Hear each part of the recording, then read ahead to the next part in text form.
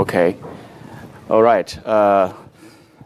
We didn't finish last lecture, so I'm going to now start early. Well, actually on time to catch up a little bit.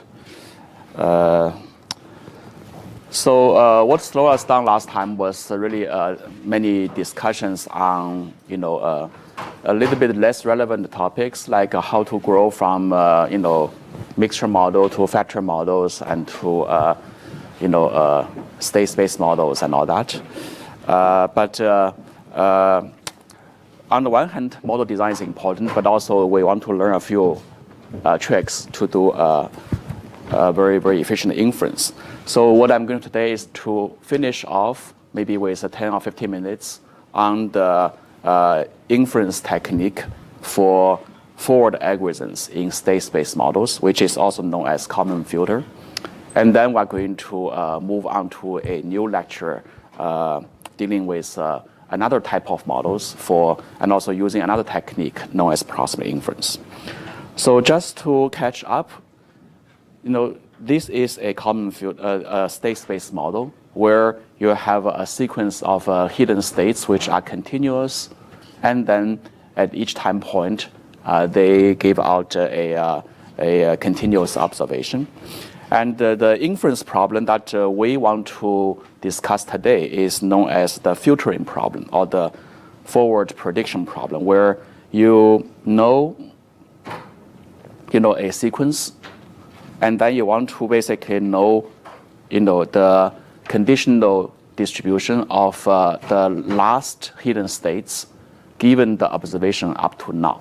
Okay, and then I want to establish basically a recursion function where let's assume that we know what we want to know already. Say we start from we know p of xt given y 1 to t. We know that already, and we want to ask, can we figure out t plus 1 given y 1 to t plus 1? And plus another evidence, y t plus 1. Okay, so that's basically the plan. And we're going to break them into two steps. One is called the time updates. So we use what we have so far, which is in this red box, to make a prediction on these particular new hidden states in the new time point without including a new observation. Okay, and then we're going to do a second step known as the measurement updates, so that we can update, the prediction of the xt plus 1, given the old sequence plus one more states.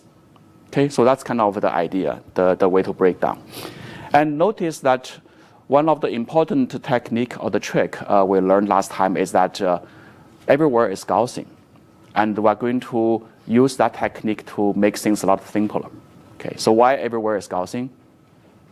Because we know that every hidden state is a Gaussian distribution, and therefore moving into the next step using a linear model leads to another Gaussian distribution, right? So for example, if and then the observation coming from the hidden states is also a linear model, therefore it also gives you a Gaussian distribution.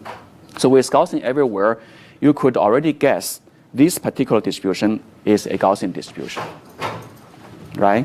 And therefore, this distribution is also a Gaussian distribution, just with a different means and covariance matrix.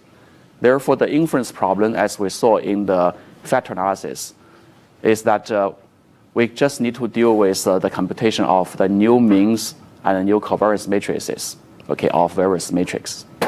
So just to recap, a technique that we use is the manipulation of the multivariate Gaussian in the following way. Suppose we have a random vector, say which can be broken into two pieces, and if they follow a Gaussian distribution, how the Gaussian distribution look like? Can you help me to recover that? It's a Gaussian distribution with a mean of mu1 and mu2, right?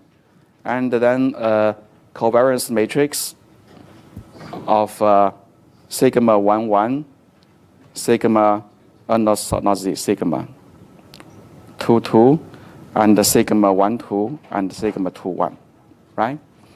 And if you already know, Z as a marginal distribution, then, we can also add like a Z2 next to it, right? And because here we have, for example, another piece conditioning on Z1, you can always compute a joint, right?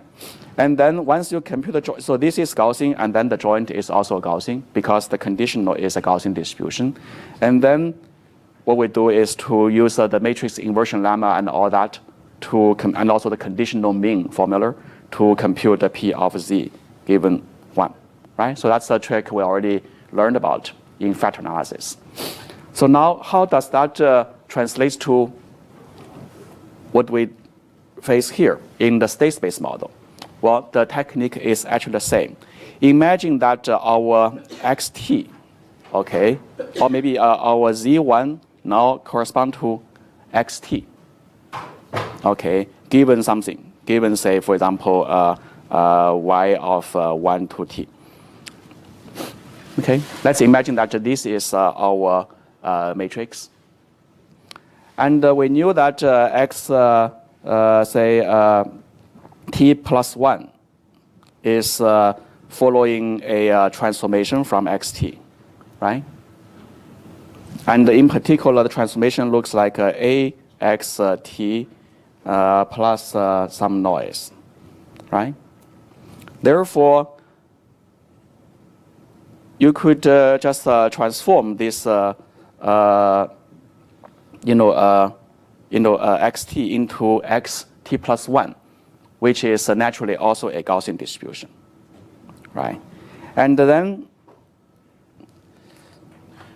we are going to, so here what you have is what? You are going to have now something like xt plus 1 given y 1 to t. Because we haven't added any information of the new observation yt plus 1 yet, right? So what is yt plus 1? Well, yt plus 1 can be defined by a conditional distribution yt plus 1 given xt plus 1, right? Therefore, you can imagine that once this is added, you could start defining a distribution of yt plus 1 and xt plus 1 and yt plus 1 given y what? Right? Something like that, right? And once you have that, by the way, here you have an equation, yt plus 1 equals to, cxt plus 1 plus v. That's kind of the all linear transformation. That's why, this one is also a Gaussian distribution, right? And this one is also a Gaussian distribution. And then what you can do is to get what? xt plus 1, moving the t plus 1 to be conditioned, right? Therefore,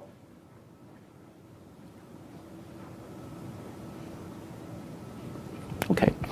So if you see this sequence of equations, I hope you can read that it's actually very similar to what we already see in the factor analysis, except that now here we have this thing being conditioned in here, but you can ignore that. It's just some constant numbers in your equation.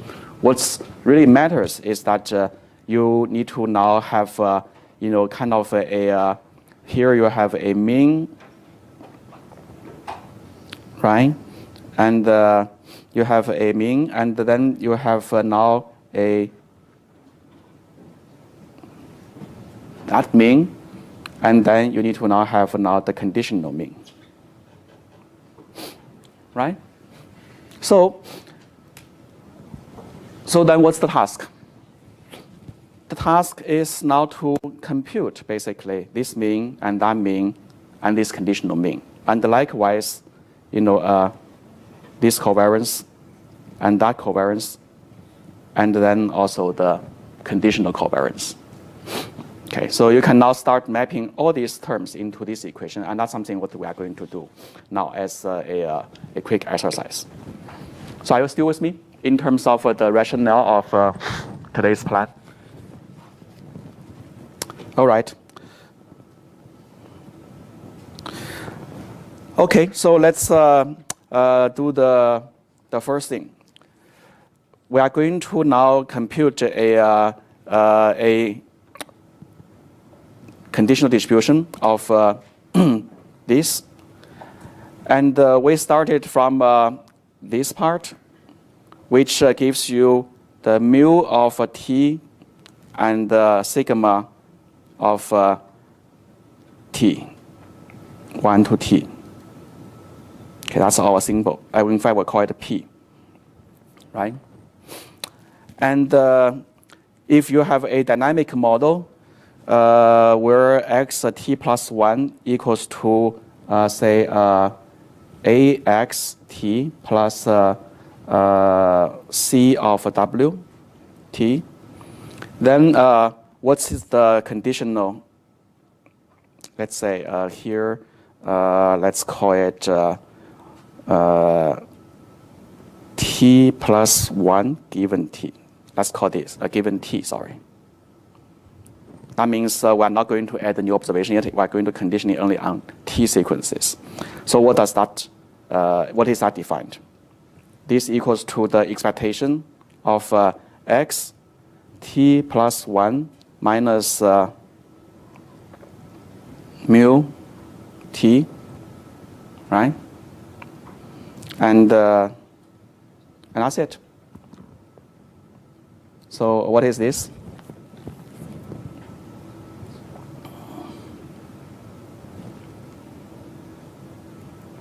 We just copy the equation here,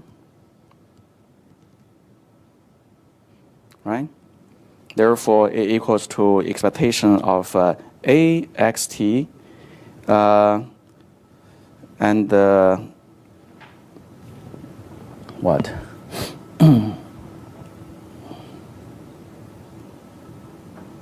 In fact, we don't have to.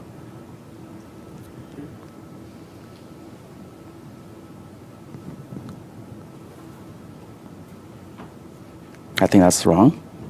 That's actually by definition of that, right? And plus c of wt, and this equals to what? A of mu 1 to t, right? That's the new mean. And what is the definition of this one? T plus 1 given t.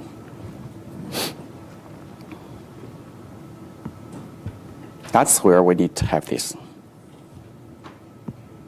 right? Basically, it's going to be the x t plus 1 minus x t plus 1 hat, which is the average of that. And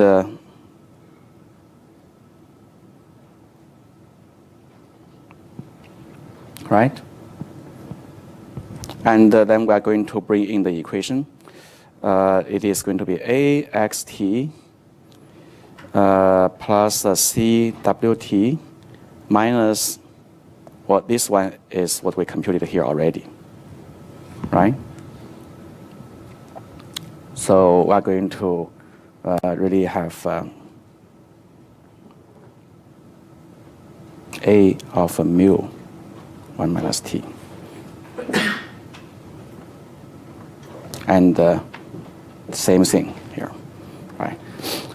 So if you just arrange all the equations and terms, you are going to actually get, it's going to be what?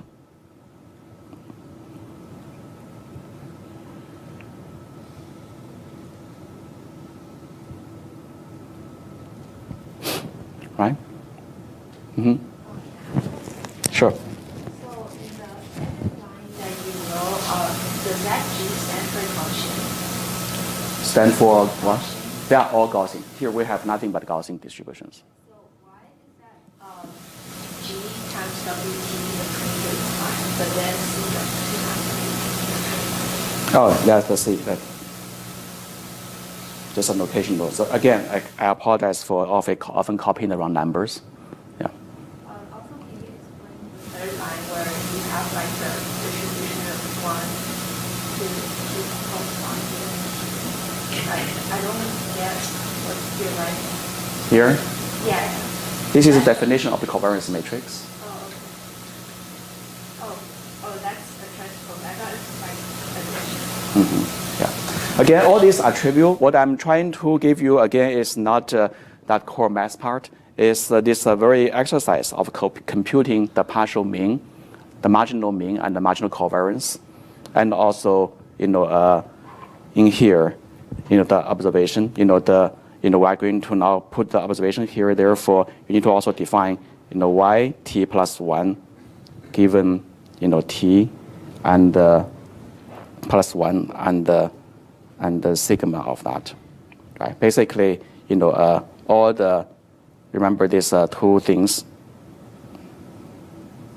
everything can be computed, okay, based on all these linear algebraic operations. In fact, just this time, I don't want to drag too much into that. Just to save time, let's just look at, this pen, okay, here. Just look at the correct definition here. It's actually all written down here. Okay, you can basically compute the conditional mean and the conditional covariance. Okay, for this with only the sequence up to the last time point, and then you can likewise, use this formula to compute, the conditional of y given all the sequences. So in here, I would say this correspond to this part, and that correspond to that part, and this correspond to this part, and that correspond to that part. Okay, and likewise, you can compute this part and that part as well. Okay, so recall what we did in factor analysis. We just literally use the Gaussian property to compute all the marginal mean and the conditional mean, and then fill in these entries in the joint Gaussian distribution. Okay, so with so much hairy derivations, can someone still remember what we are trying to do at the end of the day? Just to make sure that we're on the same page. Yeah, so here you can see, here, what is this? This is the covariance between the xy plus, the yt plus 1 and the xt plus 1. Therefore, this goes to here, right? So I give you literally the definition of, all the components in this joint Gaussian distribution. So why we do this, if you remember?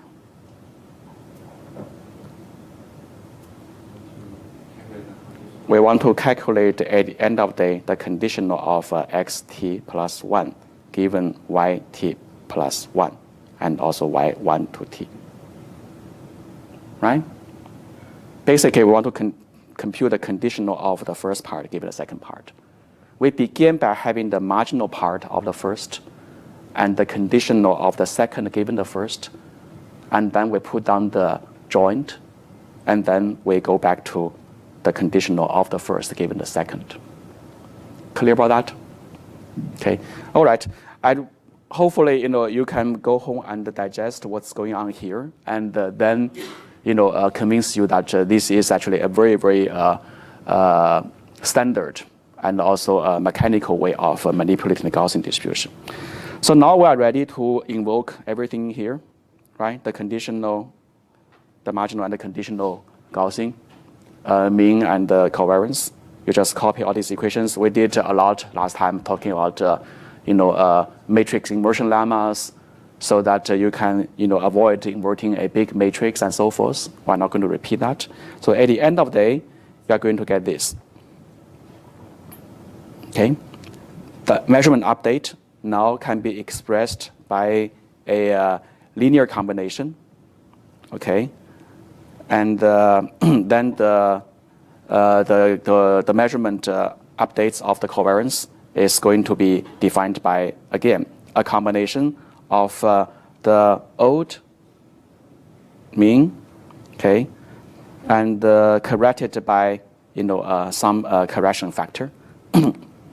And here you can see also it is coming from the old mean and defined by, okay, this one is very tricky, right? So if you look at it physically, what does this mean? This is, this part is the old mean, okay, predicted based on, the sequence up to the last time point t, right? And then this is the new observation y. You compute a difference between the predicted y and the actual y. And then you correct them with a k, which is called the Kalman gain matrix. That's defined in this way.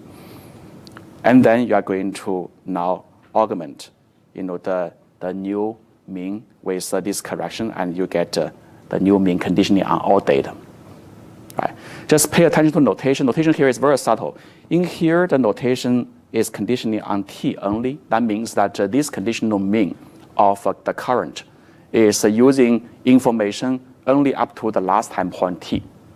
And in here, the conditioning is on t plus 1. That means this is the distribution of the latent state of the current time point given information y of all time points, including the current time points. So you can see these incremental updates from here. And then if you want to go type t plus 2, t plus 3, same thing. You're going to just, incrementally, sequentially, using this update step. Okay? And likewise, time update have all this. Okay, so the t can be pre-computed every time. Okay, and that's basically like a Kalman matrix, a Kalman filter.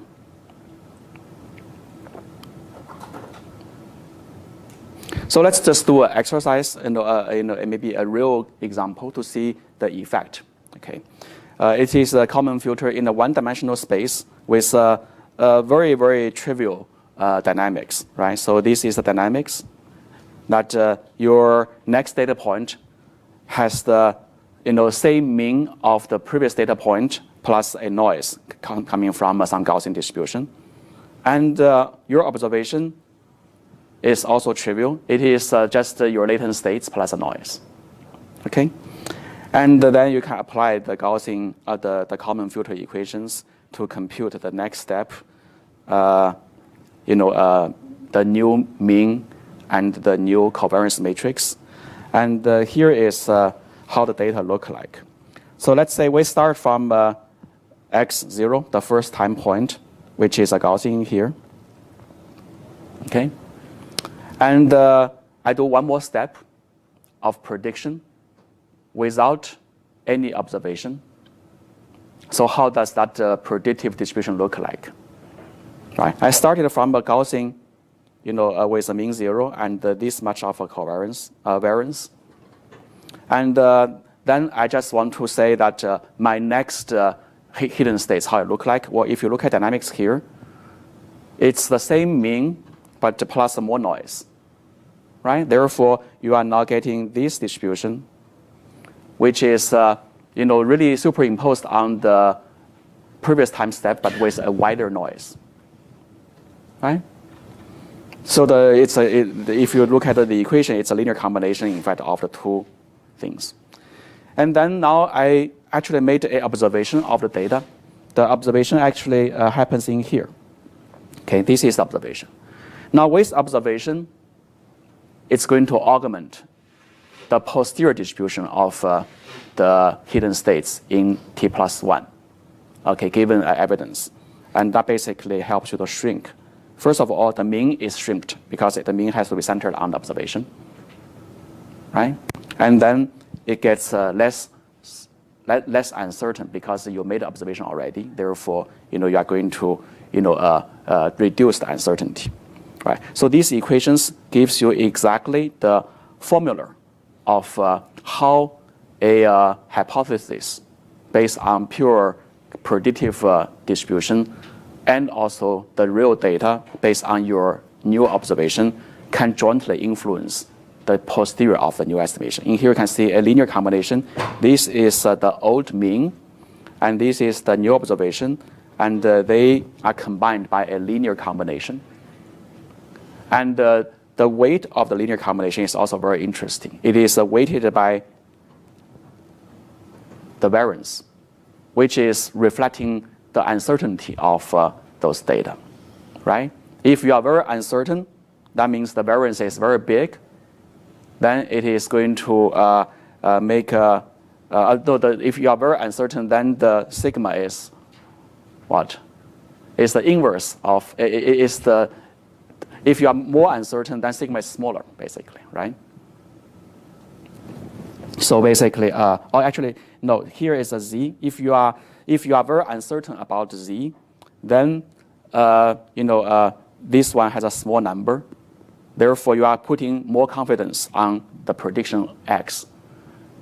But if you are very certain about z, okay, this particular new observation, then this one will take a bigger weight, and then you are going to actually get a new estimation that is more kind of centered on z. And likewise, the variance matrix is also like that. Okay, so that's Kalman filter.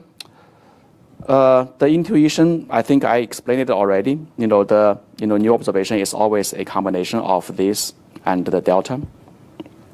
And this part is known as the innovation. So the new belief is a convex combination of the updates from the prior and also the observation.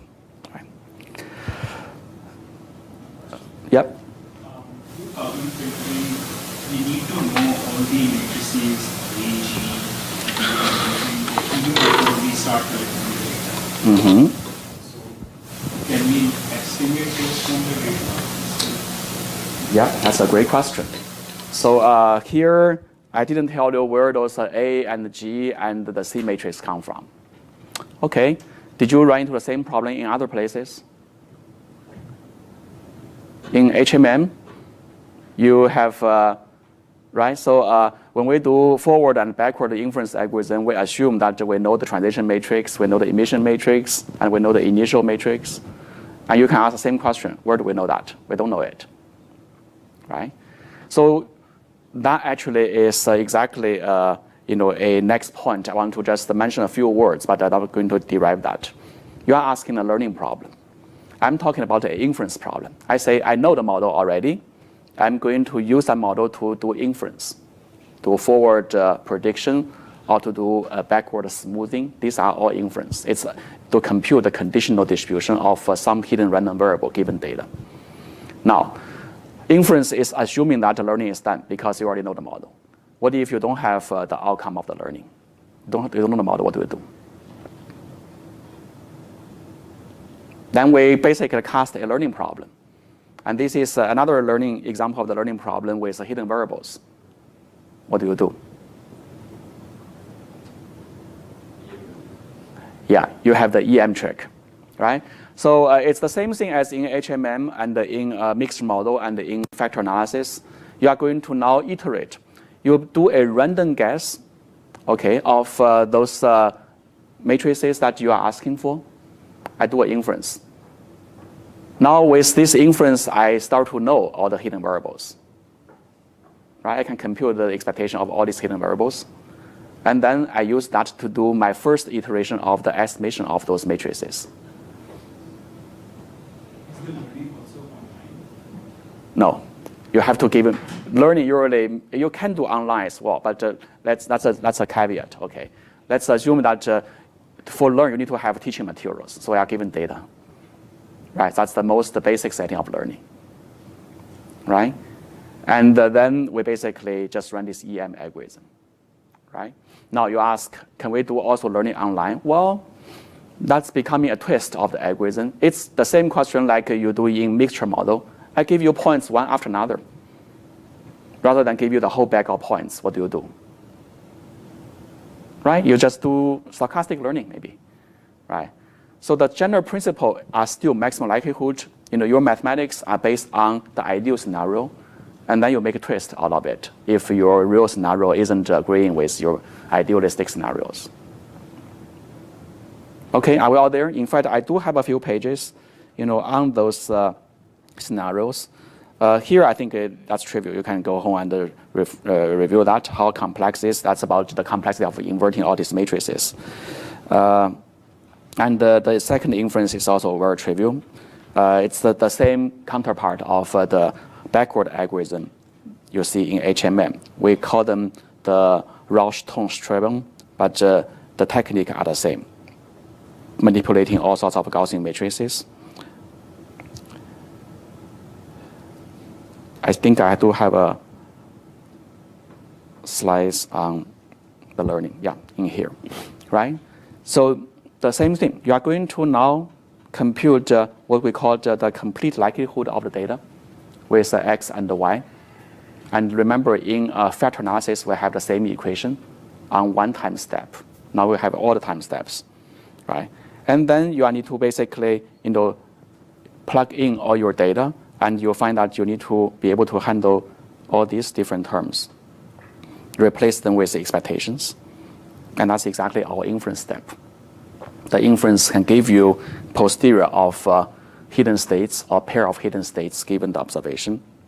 Then you plug in these numbers back into those equations and you do EM step. Okay, clear about that? We could make this a homework if you really are interested in deriving. In fact, I highly encourage you to do some derivation like this, just for fun. But I'm not going to teach them in lecture anymore because they are so trivial. It's like very tedious, manipulations. But I repeated the principle, okay, of inference and learning and the EM algorithm now a couple of times with many examples: discrete, continuous, one-time, or sequence, right? So you should now hopefully know that inference can be treated as a subroutine of learning if you don't have a full observation, okay? And then you are going to apply the same technique to many other models. Just like, for example, I gave you examples of fancier HMMs and state space models with multiple hidden chains. How do you do that? Right. So you hopefully can figure out this by yourself. Mm-hmm. Why we have the capital P there for variance, which is usually the capital P. Mm-hmm. Yeah. Triple is for variance, covariance. Mm-hmm. So why have this for What's your question? the P is The P, yeah. for probability, but why we have it here for covariance? Oh, it's just a notational kind of convention. We just call this P, our covariance matrix. No reason. You can call it other names. Yeah, I'm trying to follow a Michael Jordan's book that his notation was like this. Yeah. So again, that's why I keep telling you, remembering the facts are not very important. Learning machine learning is never about remembering, because there are too many facts for you to remember, including why we call this a P rather than a Q. It's a fact, right? It's not interesting, right? It's the rationale behind it. It is the covariance matrix of a Gaussian, or it is the conditional covariance, or it is the marginal covariance, and how to derive that. That's something you want to remember. Okay, so not the actual expressions of that. And likewise, I encourage you to even go a little bit more wild and think about, additional tricks. For example, what about a nonlinear system? Okay, where you have a functional transformation of the hidden states, or from hidden states to the observation. If you have that, and you only know the technique you have so far, okay, all this Gaussian manipulation in a linear system, what do?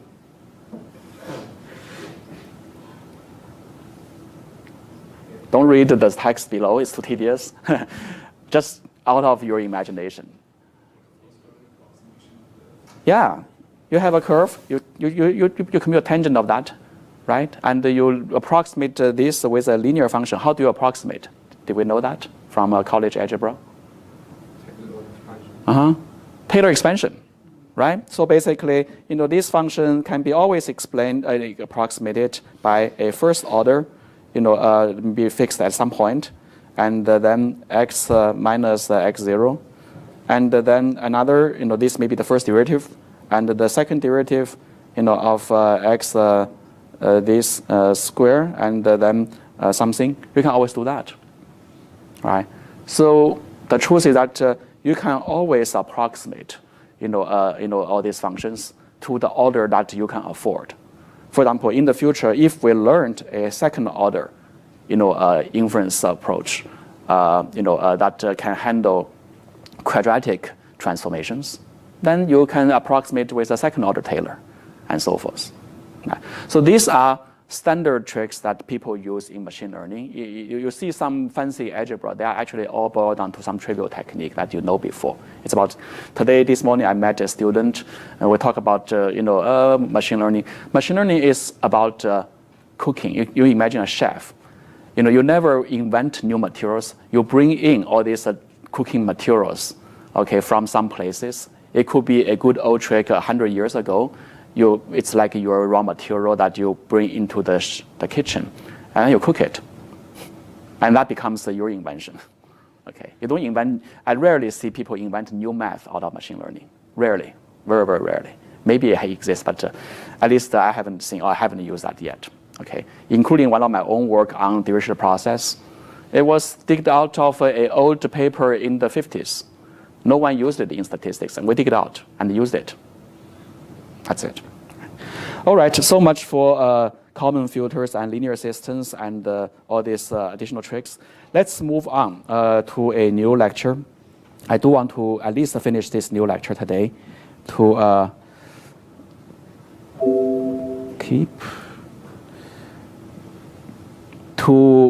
hopefully finish off and finish off the modeling part and open a new topic that I think is very interesting for the next few lectures. We're going to now discuss a new topic about approximate inference. Okay. Up to now, you see a number of inference technique already. Elimination algorithm, right? And message passing algorithms. In fact, the forward algorithm, backward algorithm on HMM, and also the Kalman filter that we just saw on state space model are all message passing algorithms. You remember, we basically assume, the belief of a partial sequence already are given. Then, what is the belief of the next partial sequence that is one step further and stuff like that? You are basically doing local things on every additional random variables. But at the end of the day, you get the exact results. Okay, these are precisely the analytical answer of your query. The word is not so good. Otherwise, we don't have an NP-hard problem anymore. Everything is exact. There are many models, as we mentioned, that are not solvable exactly. So we're going to use new techniques for approximate inference. So there are many techniques for approximate inference. Many of them started as a dirty trick. People just want to, bypass or hand wave about a particular step that they don't know whether it is correct or not. And some actually worked, some didn't. And for those worked, people start to ask why it is working, and they prove a theorem, and then give you the theoretical kind of justification of why it is working, how much approximation it is making. So we're going to basically use the next few lectures to go through that. But instead of starting from a math, kind of abstract math formulation, I want to continue our journey for the art of modeling to give you one more model which naturally exposes you the need for approximate inference this time, so that we are going to enter this field in a kind of a natural way. So we know this step already, right? So this is the art of graphic models. You add bubbles and errors, and then you have more and more stories to tell. Okay. these models are all given to you by inventors. So today I want to invite you to join me to create a model from scratch ourselves and see how you can actually combine a story, okay, into a mathematical language and make an interesting model out of it. And you probably know this name already.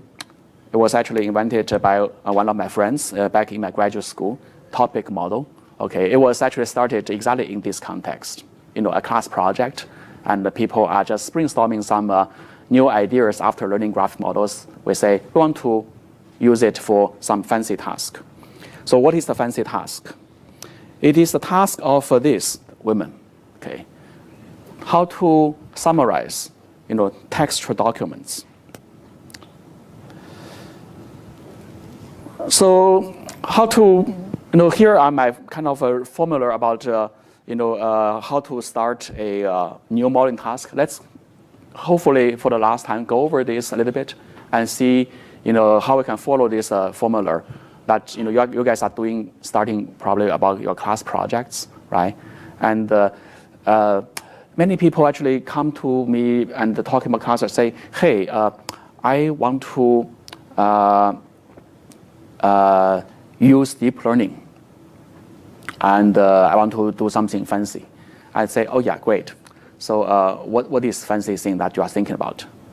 He said, tell me, I don't know. I want to use deep learning. Okay, no task, but there is a goal basically for using a model. I want to go the opposite. Okay, so let's start with a task that say we want to summarize or give people a kind of a bird's eye view of a million document. Okay, so task, and then you need to now turn this so-called view of a million document into a mathematical language, or maybe some kind of pattern recognition style token, so that you can get a handle of it. For example, you can say to show people document of a large quantity. Is that a classification task? Definitely not. I'm not even talking about labels and everything yet. Is that a clustering task? Maybe, right? I could group all these documents into multiple clusters, and then I'm going to give people back the cluster label. Okay, but when I say I want to show people how your million document look like, this clustering isn't showing anything. It's basically giving you a label, so it's not quite there. And then you say, maybe how about embedding?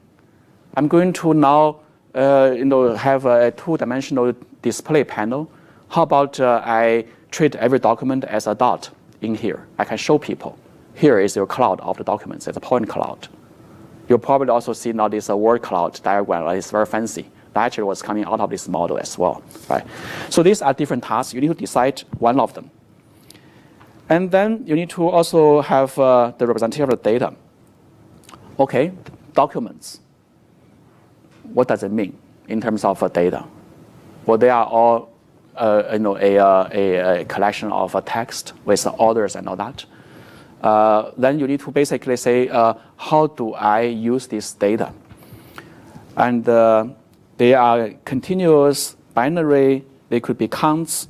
And so what is our text document, the articles, fall into in this category? Are they continuous or binary or counts or anything? Right, so actually it's a design choice. You could even say that, yeah, they are just binary counts, binary indicators, because I could have a big word vocabulary, and I could represent the document literally by saying this word appeared, that word didn't appear, and so forth. Right? I could also have the position of that, but that makes the task a little bit difficult for you to. So by choice, again, not the right and wrong, but just by a choice, you could also imagine that I could view this as a bag of counts. Okay, and then I need to talk about models. And then once we are going to spend a lot of time talking about this model design today on topics.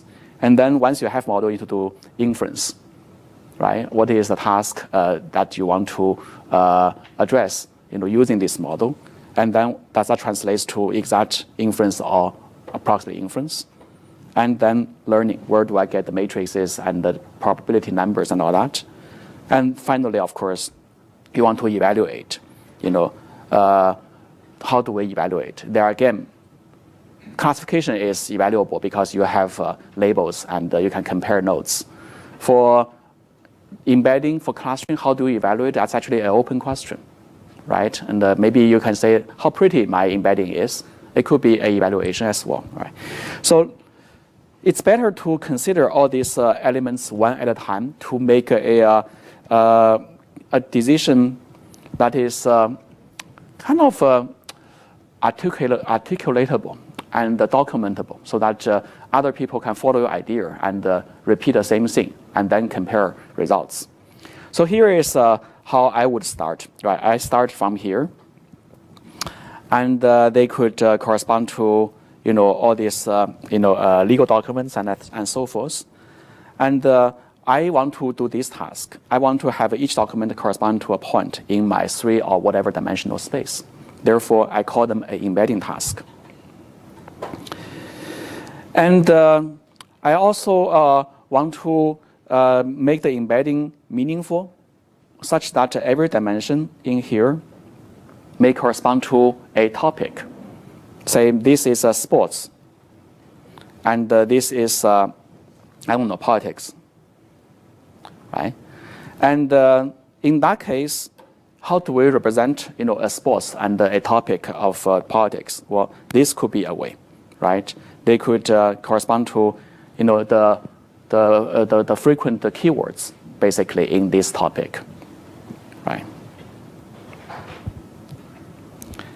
And also we can even model problems like how the data change over time. In fact, if you use a topic model or other things to start embedding the document of say physics literature, and there are famous papers out there showing you that the physics in the beginning of the century versus the end of the century are different. It was quantum mechanics, the general theory of relativity, and so forth, back in 1905. But it's now about string theory, black holes, and everything, in later years. Therefore, the very representation of topic may evolve over time, right? So these are potential interesting tasks. And then, of course, you can start making fancier secondary applications. Say you look at every person's text production, like all his tweets and blogs, and start weighting basically their preferences on different topics. Right. So these are just a few applications. So representation is done. We basically are convinced that this representation is useful. Right. It gives us nice summary of the data and also a nice underpinning of the context and the reason for such distribution of the data using the topic kind of argument. Then how can we process data to start this task? Okay, so this is a representation called bag of words. We're going to now turn this article into a bag of words in the following sense. There is a vector where each dimension corresponds to a word, and then you basically put counts of the number of occurrences of the word in this article. Okay, so it's going to be you can imagine it's a long vector because the vocabulary can be very big, can be a few thousand, if not a few million. So what's the benefit of doing this? And what's the potential problems that you have from this representation? I guess one thing that's good about this is that you can use something like hash to store stuff. So because the order doesn't matter and only the count matters, so you can just hash them and then it will take a lot less space. But other thing is you're ignoring the sequence, so there might be some but you're ignoring them. Yeah, you already point out Yeah, definitely there are benefits like storage, use hash table, and the things. In fact, one major advantage is that it makes the data simpler. If say how to compare two long documents or two documents of different lengths. One is 100 words, the other is a novel of 1,000,000 words. If you use a probability based on word ordering, you know that longer document always give you a small likelihood because it's a product of everything, right? Therefore, these two things become uncomparable. But if you use counts, at least now the representation has the same length. Okay, it's a fixed length vector that every document are now represented by two vectors or one vector, which can be compared if you do proper distribution of the counts. But you lose the order, as I said. Ordering is important for semantics, but you give up something for the benefit. Another key problem that is having a practical negative influence is that again, I'm not going to do as many questions because we need to run fast. Is that this is a too long vector. The vocabulary can be 1,000,000 words. Yeah, in storage you can index it and make it condense. But when you compare two documents, they have to sit next to each other, and that's two long vectors. And it's also very hard to visualize it, right? So that's why people treat the bag of words as a beginning representation, and there should be some other things out of it. Okay. So how to model semantics without dealing with the ordering? So for example, I have this document, and you can read it and answer the question what this document is about.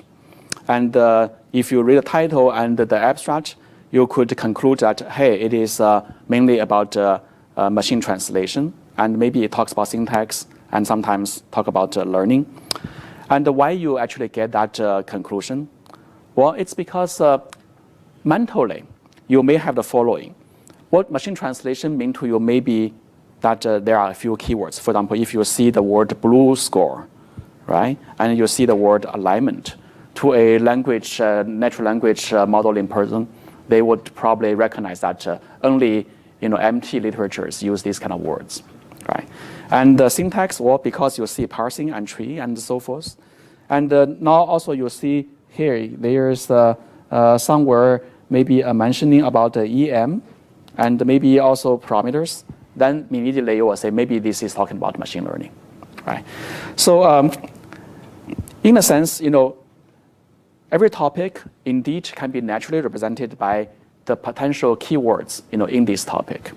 And when you say mainly and with and some, you actually have intuitively a strength associated with each topic, right? Therefore, we could maybe assign a vector of real numbers or vector of probabilities into a document, and the weight of every topic correspond to the probability of this particular topic. So this is known as the unigram of vocabulary. And in fact, the word topic came a few years after the invention of this model. But I think it's a very nice word because it is a vector of words. And you definitely can map them to different type of topics. Okay. So now with this, you are really making a huge transformation of the data. You begin from a article and to something maybe a bag of word, and now you are actually calling this vector to be the expression of the document, which is very, very low dimensional, and also it carries some semantic meaning already. It tells you roughly what this document is about. Okay. It allows you to at least compare, for example, two documents, are they similar or not, just by comparing the distance of these two vectors. Right? So this is basically where the idea originally come from. So, okay, just to repeat, you started from an unstructured collection, And you are going to have a process called the topic discovery. You'll find all these nodes, okay, which correspond to the topic-specific word frequency that you have to define from data. And you could also build a network on that to make them dependent of each other. And then these words are really defining what we know as a topical simplex. Because remember, the way we represent every document is not an arbitrary vector. It is a vector of probabilities. Therefore, they are in the space of a simplex, right? And we basically call the corners of the simplex to be corresponding to every topic. Therefore, this one gets projected into here, okay? And also, there is an implicit entity that we didn't say, which is called the word simplex. How we define a topic? Just now, I said it's a bunch of keywords. But the keywords also could be associated with a frequency. There are some words which are more frequent than other words. Okay? Therefore, all the possible topics could be considered as a point in the so-called word simplex. Maybe this one corresponds to this particular node, and that one corresponds to another node. They basically reflect the occurrences of words at different frequencies. Okay, so at the end of the day, what's happening is the following. We are going to start by a likelihood model, okay, which can be using a model we're going to design, decomposed into the product or the combination of two things. One is a projection of the document into the so-called topic matrix, and the other is a collection of topics which each correspond to a word frequency vector. So these are basically two probabilities of a word given the document and also the documents. In linear algebra, in the old time, before the topic model was invented, there was actually a very similar idea known as latent semantic indexing, where the word document matrix can also be decomposed into a topic word vector and the document word vector. In fact, these two approaches are at least conceptually very, very similar to each other. This is a linear algebraic thing. This is a probabilistic inference problem. Therefore, after all, this model is not that original or novel if you look at the ideas. Okay, but at that time when it is invented, people still are not so clear about the interconnection between these two type of approaches. And this model has a lot of good properties, thanks to the intrinsic kind of operations that we can make on the probabilistic model. So what are these good properties? Why this model is eventually making its way, yielding its way to the later topic models? It's because here we are dealing with a problem known as matrix manipulation decomposition. And I said I want to start with 1 million documents. That means here you have 1 million dimension. And your vocabulary also could be 1 million, right? So basically, it's a large matrix for you to begin with. And in matrix, when you do this kind of decomposition, there are very few techniques for you to bypass the need of inverting matrix and all that, right? So inverting a 1 million by million matrix is very, very hard. It turns out that in a probabilistic model, you have a lot of tricks, which allows you to look at each entries in the matrix one by one, conditioning on other things and do local operations, and eventually still achieve the same decompositional effect without doing matrix inversions. Okay. So today we're going to look at these models and see where the mathematics kicks in. And I'm going to skip these notes in terms of the other benefits of this model. In fact, it allows also, for example, if you look at this word, in this word topic matrix, you can see that a particular word in here could also appear in different topics with different weights. That also gives you, a way to capture synonyms and acronyms and so forth, which I'm not going to spend time on that. For example, this word shot, depending on its context, it has different meanings. Therefore, even a single word may have different topics. And a similar technique was also used in other places, like in computer vision and others. Okay, so with that, I'm going to now start turning the model into a mathematical structure. Okay, so we start from a bag-of-word model.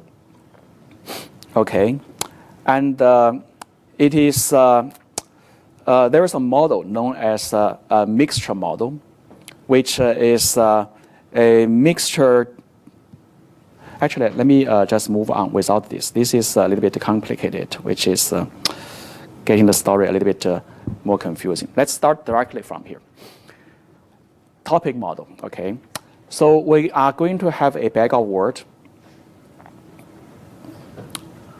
And let's just remember what we just said about topics and everything, and imagine that if you have all these background knowledges, how are you going to generate a document in the bag of words? So here is a generative protocol. You like it or not, it basically was the design principle behind this model. We imagine that for every word, there is a latent variable z, which indicates what this word belongs to in terms of topic. So a word, shot, or seat can correspond to different topics. So let's decide on a particular topic that it belongs to. Okay, so this is an indicator function, topic indicators. And then where does the topic indicator come from? Well, it comes from a topic weight vector theta. Okay, because remember that I want to express every document using a weighted vector of different topical weights, and that's basically my theta. And there is also a prior distribution that I can assign to define what is the distribution of different topics, in my corpus. For example, I can imagine, any arbitrary distribution is fine. And then, the way to sample that to sample a document, I'm going to first draw a topic vector from a prior distribution theta. And then, given the topic weight vector, I'm going to decide on, for every word, nd word, I'm going to draw a topic indicator. The first word, what topic it is, it comes from here. The second word, what topic it is, it comes from also this distribution defined by theta. And then conditioning on the topic indicator of the word, I'm going to sample that word. How do I sample that? Well, I need to use another collection of word frequency distributions. Okay, there are k topics. Say one topic is sports, the other topic is politics. If my z equals to sports, I'm going to use the first sports frequency vector to draw a word. Then the frequency of getting a word, maybe a highly biased word like basketball, Michael Jordan, and so forth. Right? If for the second word, my z suddenly shift to machine learning, okay, suddenly a second topic, then I'm going to use the second word frequency vector to sample my word. And I can still draw Michael Jordan for some reason, but it's a different Michael Jordan, right? But I also could draw concepts like EM and other things. So that's basically the way you want to assemble a bag of words, okay, depending on topic. So here there are a number of choice components. This is the structure. What's next is to decide on what specific distribution you use. For example, what is this theta? Well, it is a frequency of different outcomes. Therefore, it defines a multinomial distribution. Right? The z comes from a multinomial distribution parameterized by theta.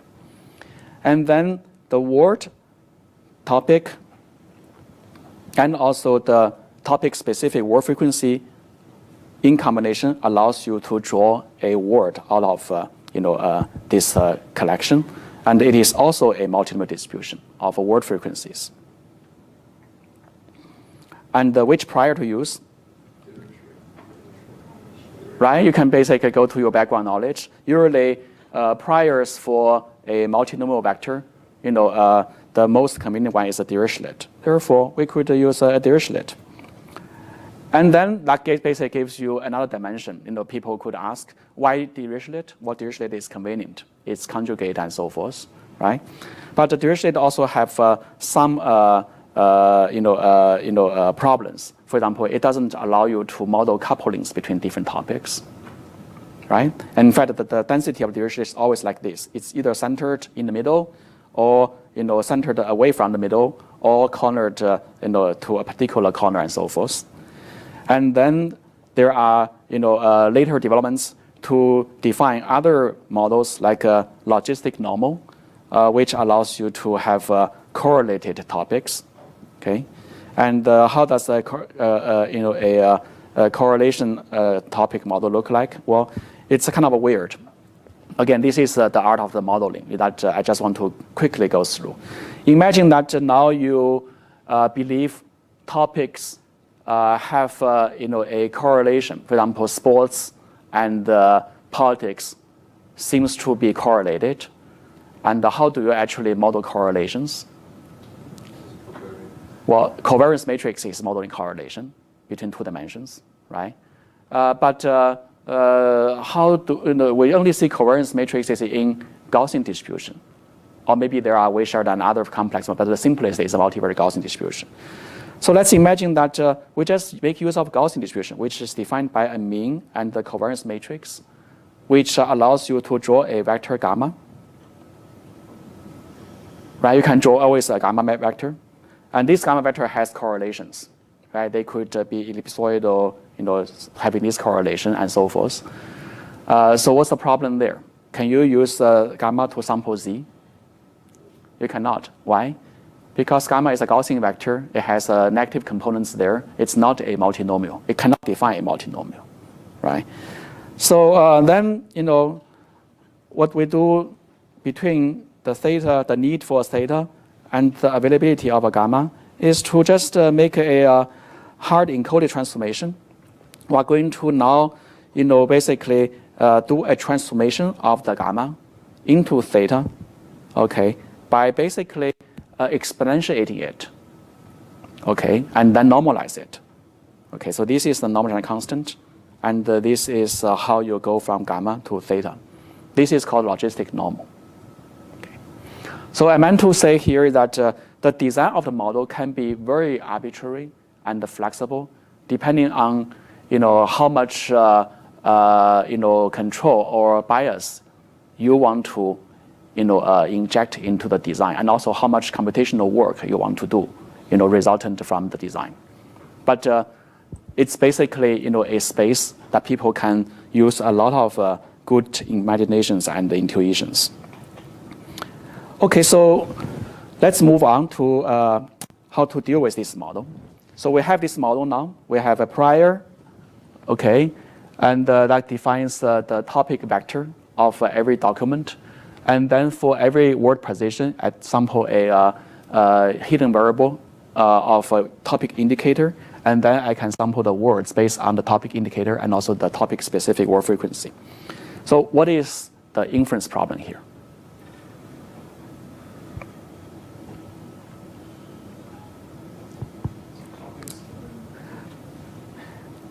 The inference problem is here is that what is this? What is this? What is this? You don't know any of this.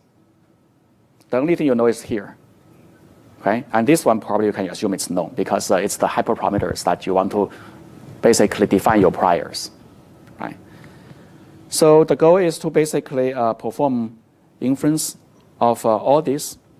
In here, you basically imagine that suppose this each position has a color, then you need to basically assign the color for every word. And in here, you want to basically imagine every color corresponds to a topic. Then here, the beta is basically the height of every color, which should also sum to 1. And then here are the frequency, where every topic need to have a multinomial vector of frequency of the word frequencies. Okay, so that's our inference problem. How do we do inference? In here. So first of all, given a graphic model, one easy thing we can do is to use the factorization law to write down the joint distribution. Right? You should know how to do that for arbitrary models, hopefully. And this is how our distribution look like. The multivariate, the joint distribution of the beta, the theta, the z, and the word. Everything is here, including both hidden and observed variables. So you can basically work down all these local components, and each one correspond to, a graph component in the graphic model. Okay. And we are interested in computing, say, the posterior of arbitrary any hidden variable, given the words, and also the likelihood of the word itself. Now you ask, for example, this is a query, and this could be a query, and how do you solve it? Okay, so here I just give you two kind of snapshots of how the inference may look like. Let's say computing the data, likelihood.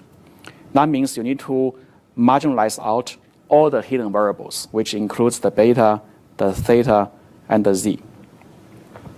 And you have a large corpus. There are many, many multiplications. Each one corresponds to a document and the word position. And then there are all these integrations of all the topic frequencies and word frequencies.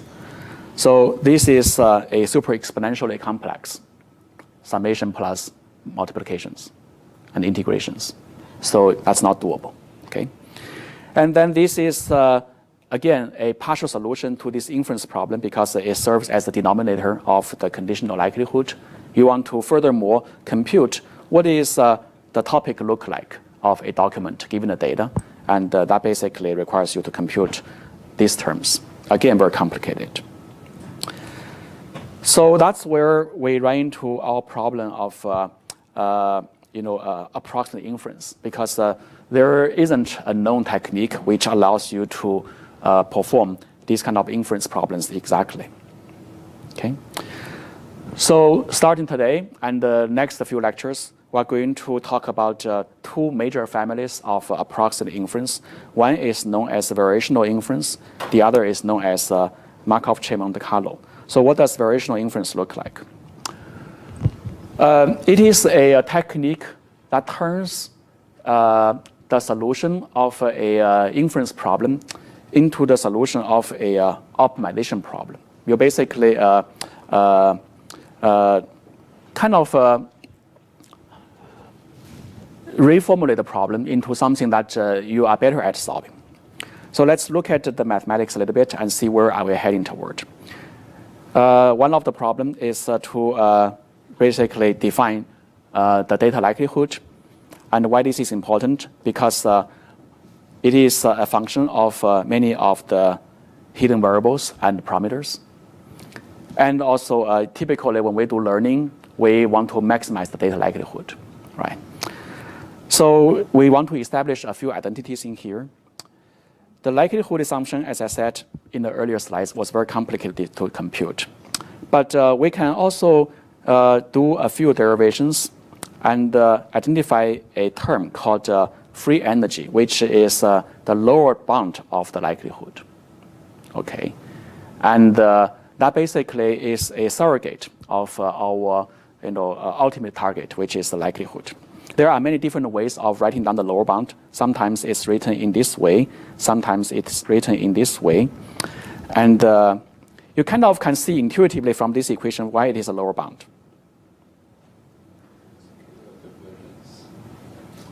Right? What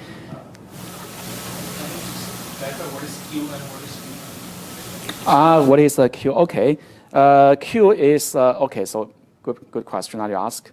Our goal is to basically compute some distribution of say z, some hidden variables. Okay, I'm going to now introduce another distribution Q, parameterized by some numbers, also over z. Okay, it's just another surrogate of a distribution on the same set of random variables. Okay, and whether this distribution is useful or not, depending on how close it is to my target distribution. If they are identical, then I can work with this. But if they're close enough, but simpler, I can also work with this. Right. So now I want to basically introduce this Q so that it establish a relationship, okay, of the data likelihood. So from this equation, you can see more clearly that the Q and the P, can be measured by a KL divergence. It turns out that this KL divergence is giving you the differences of the original data likelihood versus its lower bound. Upper bound in this case, yeah, there's a negative sign.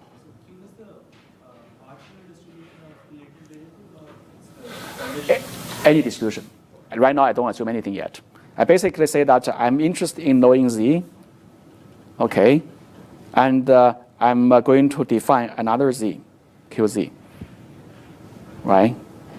And of course, conditioning on X is a given because X is the data in here in this case. Okay, I can index it by X or put it in X in here, that's fine. Okay, so this is like, I'm having this likelihood function of the data. And here I have a lower bound, which is the negative free energy. And this one is the KL. Okay. And you actually could already see a very interesting connection that the distance between the true function and this free energy is measured by the KL. If these two is equivalent, then the KL is equal to what? To 0. Therefore, I basically introduce no differences. They are the same. Right? There is no thing. But on the other hand, if I play with Q, then there is a gap between my true likelihood and the alternative, the lower bound. So you can imagine that if I'm going to introduce a Q to approximate that, I could use the KL measure to define the quality of the approximation. That's actually coming to the next slide. I want to now, learn, the theta and other parameters, by maximizing what is known as the variational lower bound, which is taking this form. Okay, and so that my goal is to find a optimum Q of the Z instead of, the P of Z, because we know that P of Z given X is intractable. It's hard to compute. Are you still with me? I cannot work with Q, a P of Z. Instead, I'm going to work with a Q of Z, which I can do inference, okay, on Z given other data. But I want to also make sure that the Q of Z is a good one. It is close to my P. And therefore, I'm going to now define a KL divergence to measure their closeness. You may ask, why I don't just set Q to be equal to P. Then I'm going back to my origin because I cannot work with P. So I must basically set a Q that is easier enough for me to work with. Therefore, they cannot be identical to P. So my goal to achieve is that I want the Q to be easy enough, but still as close as possible to my original P. Do you get it? I have to move on. Time is up again. But you can hopefully, okay, maybe this is going to help a little bit. Okay. My original,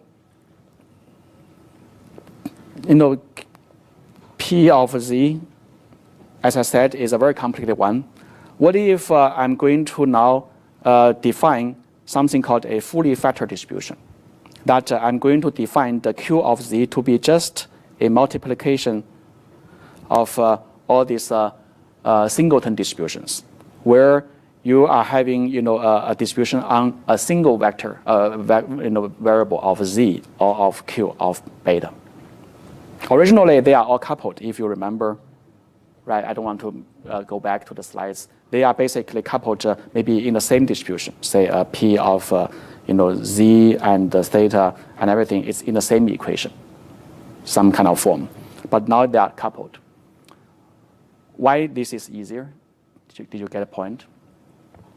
For example, what if I ask a approximate distribution P of Z dn, meaning that this document and nth word given the entire thing? How am I going to answer this query using this Q distribution? Well, one of these terms only matters. All others vanish, right? Because it's a product of all little distributions. Therefore, when I get all these answers, I can just pick out one of these distribution Q equals to Q of Z dn. That's it. Directly I get it. I don't need to do any marginalization, of this over d of Z not equal to I and theta not equal to D and so forth. I don't need that anymore. Right. So this is actually a simplification where I turn an inference problem. Basically it's turning this graph model into something that is totally disconnected. Okay, and then you can write down again every local distribution using a simple formula. Say for example, Z given some parameters must be a multinomial. Theta given the parameters must be a dirichlet of unknown parameters. And then what you are going to do is to solve all these unknown parameters using this KL minimization problem. So in here you can see the approximation, right? My true distribution is this, which is very complicated. And my approximate distribution is, first of all, a multiplication of all these little components, and then with free parameters.